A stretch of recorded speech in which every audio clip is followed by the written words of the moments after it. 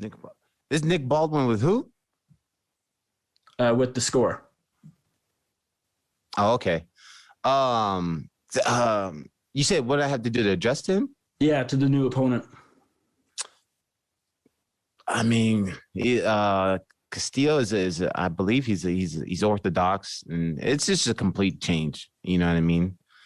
But I just looked at it, man. Is like I've been in this game for a good time, you know, a good amount of time, and if I can't deal with changes like this, then you know what am I doing here?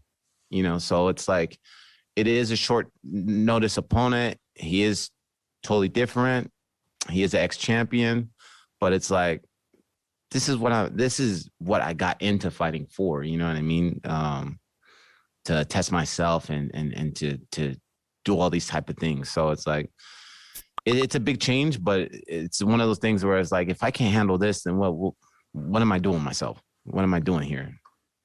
And this is your first middleweight bout since 2014. Now, you've already said you're going back down to 170 after this fight, but can you talk a little bit about why this one is happening at 185? You know, we in the past, you know, we kind of had some problems scheduling fights and things like that. And so when I came in, I didn't want to do with all the necessary, like as far as cuts and things like that. Getting down, I just wanted to come back and come into a lax situation as far as my weight cut and everything else, and just get all the dust off me and then go back down to welterweight.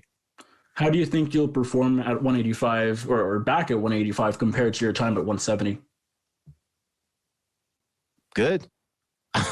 I'm not going to tell you bad. Kobe?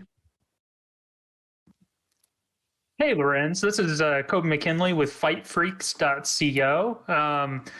So you mentioned so Costello Van Steenis was somewhat of an up-and-comer, and now you've switched to a former Bellator champion, a weight class up from where you normally compete. Do you feel like a win here, even though an unexpected booking does a little bit more to propel you up those Bellator rankings than had you faced Van Steenis? Well, I don't know. My thing is, you know, they're both tough. But you know, Rafael is a former champ and tough guys and a lot of guys on his resume. So, I mean, I don't know. I'm not even too worried about. I'm not. How can I say? I'm not worried about. I don't care, but I do care about the rankings. But as far as what it does for me after this fight, I don't really care as far as where it puts me. Dylan? Hey there, Lorenz. Appreciate you making some time. No problem. So just to kind of get a sense of where you're at, is the goal... Is Dylan from where? Pardon? Sorry. Dylan from where? My MMA News. Gotcha. But yeah, I was kind of wondering just to get a sense of where you're coming from. It seems like the focus is on like capturing gold and advancing more at middleweight. So are you going to maybe take certain fights at middleweight, just maybe if the fights at 170 don't materialize quickly enough, I guess? No. What I will say is this is just like a one-off, but as far as Castillo, he's been great. Well, the thing is, I have a lot of respect for him because you know, he let me know once when he got hurt, and he was real transparent about everything. He messaged me, and I told him, you know, I was looking forward to that fight too because he's an exciting fighter, and I've watched his fight. So I told him, you know, and I'm sorry to hear that you're hurt. You know, hopefully you get back all 100%, and if we can, you know, make something happen in the future, then, you know, I'm totally down to do it, you know. So that's what I did say to him. But yeah, as far as me staying at 185, this is just a one-off. But I did tell him, you know, if we can make something happen in the future, like we'll still make that fight happen. Yeah, and then a contest that's a bit later on in the card from where you're at is Michael Page against Derek Anderson. And then obviously we have the upcoming title fight between Lima and Amosov. Are you going to be checking out those fights pretty closely, you're thinking? No. Why would I check out those fights? You are talking to an unranked fighter. I'm nowhere near the number one spot. So I'm just going to be hanging out. Simon, go ahead. Hey, Lorenz, Simon Romero from Behind the Grind. When I was looking through your career, you actually beat Jorge Masvidal by split decision. Can you give me your thoughts on his recent title fight against Usman? I'm pumped for Masvidal. You know, he's making really good money. He deserves it, and you know, it just that fight didn't go his way. You know, that's what happens in the fight game. But I'm excited for him. I'm happy that he's doing good. And my second question for you is: you went on a 13-fight tear in your early career. You're now back to your winning ways on a 4-fight win streak. Was there anything you changed at all to do so, to go back on that 4-fight win streak? No, just keep fighting. Tony, go ahead. Hi, Lorenz. Hope you're well. Just wanted to question, given how long you've been in the game, how do you continue to stay motivated? Who's this and where are you from? Sorry. I'm Tony from the UK. Oh, he's just from. Tony, do you mind saying your outlet for us? Oh, sorry. Yeah, sorry. TQ's Views. Oh, okay. YouTube. All right. You know what, man? For me, I don't know if it works for anybody else, but when I'm not in camp, or like, I try to stay away from MMA. So, I mean, this is just what I do. So when I'm not training, I don't want to talk about MMA. I don't want to watch MMA. You know what I mean? I'll tune in for some exciting fights that I think, but as far as that, I don't even want to. If you didn't know I fight, you wouldn't know I fought. If you met me somewhere, because I don't talk about it. I stay far away from it. And so then when I come back, I miss it. So I think has helped me out a lot. All right, Donna. Lorenz, just the one from me. Donna Corby with MMA Ireland.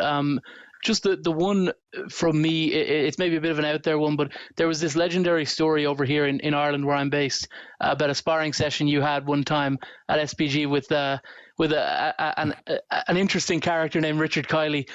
Could you tell us the true story of what went down that day? Because he claims he beat you up. You claim, I think I read somewhere that's not necessarily the case. Could you settle this once and for all, what happened that day? Yes, I will tell you exactly what happened, and I'll keep it 100% real with you.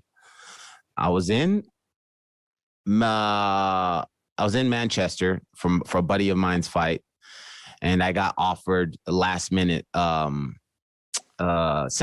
So I went down to seminar in Dublin. So I went down to the seminar.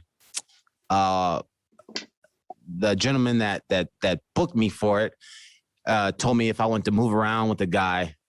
So I was like, yeah, I'll move around. This is not in the seminar, though. This is like after the seminar was done. So I just getting some training in. So this guy comes in. At the moment, he was cool. He was really respectful, but he told me, he was like, yeah, man, I don't know how much I can give you, because I went out the night before and was drinking, which is, I was like, okay, I don't care. I wasn't even in camp. Might have been when I was like in free agency. I think it was when I was in free agency. So, I was just moving around with him. There's nothing that like, it was me just literally just working with him. And he had a hangover from the night before. So I just moved around with him a little bit. We did a couple rounds, got a sweat, and then chilled out after that and start talking. Lo and behold, I see something like, yeah, I beat him up and blah, blah, blah. I was like, what? So, I mean, I just chalked it up to somebody trying to get a little clout and get his name out there. But we all seen the devastating outcome of that so I don't even know if he's even fighting anymore, if he's working at a McDonald's. I don't know. So we see where I'm at. Where is that guy at? All right, our next question comes from the line of the MMA Locker Room. MMA Hey, what's going on, Lorenz? It's MMA Locker Room, part of Pub Sports Radio. I'm a local here at Long Beach, California, so I've been following your career. You started off at light heavyweight, middleweight, welterweight. Oh, heavyweight. Heavyweight. Went all the way down the line, Strikeforce, UFC, fought in Japan at Ryzen. Now you're at Bellator. I mean, you did pretty good for a kid coming up from Riverside, right? Yeah. And then the only other thing I have to say is this. You're a true legend when it comes to MMA. I feel like you don't give the respect that you deserve out there. Only thing missing to cap off your career for me is a championship belt. How do you feel about that? True, man. You know, that's the goal. You know, that and making a lot of money in the sport to when I walk away from it, you know, I walk away from it. You know, I stop when I want to stop. I don't want to be one of these guys that are old trying to take a paycheck. Like that's never the plan. So, you know, yeah, that's the goal. You know, get the title shot and win some gold. That's it, man. And make some money, walk away, and live my life. Our last question comes from the line of Mason Shatwell. Go ahead, Mason. Hi there, Lorenz. This is Mason from the Sports Sesh podcast. How are you doing today? Good. Yourself? I'm doing very well, my friend. I just wanted to say your 4 wins under the Bellator banner have come by way of decision. Do you think we're going to see a stoppage on your half in this fight? That's the plan. That was the plan 3 fights ago. You know, it just how things happen. You know, it can be decisions, or it can be knockouts, it can be a submission. You know, it's just, I think every fighter wants a quick knockout. So, you know, that's always the plan. All right. Thanks for the time today, Lorenz, and good luck on Friday. All right.